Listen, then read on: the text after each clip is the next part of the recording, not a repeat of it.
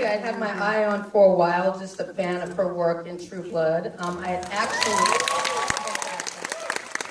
I didn't watch the show as closely as like the hardcore True Blood fans, but I'd seen a few episodes and knew the work that she was doing. The first time I ever met her, though, was as a publicist.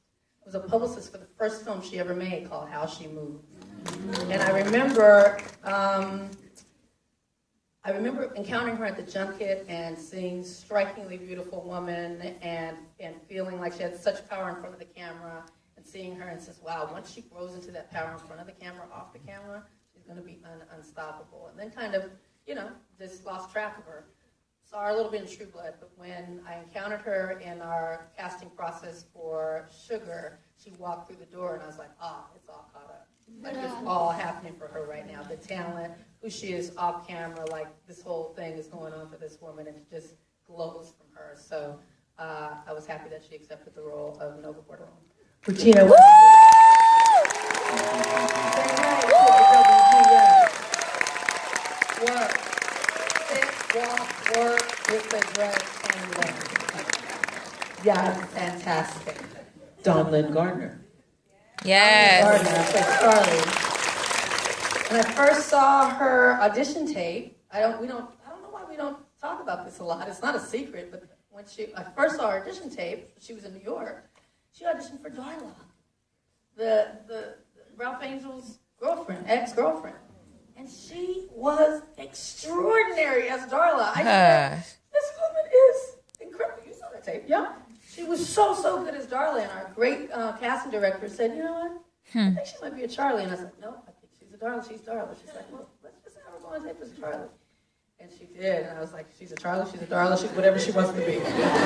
so fantastic. And then having a chance to meet her and just such a gorgeous spirit. Yes, she really is. Has an energy unlike anyone I've ever met. Just very careful about all her choices and just everything has meaning to her. So Dawn Lynn Gardner is Charlie Bordelon. All right.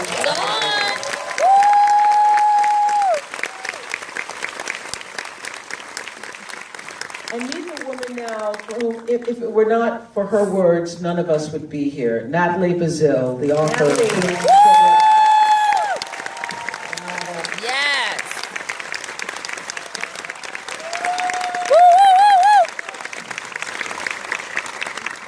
So many times I know authors get excited that someone wants to take their work and turn it into a film, or in this case, turn it into a series.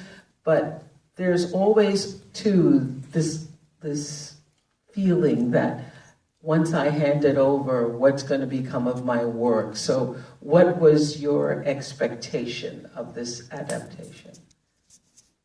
My expectation? I think I wanted for this to be something different. That was my hope.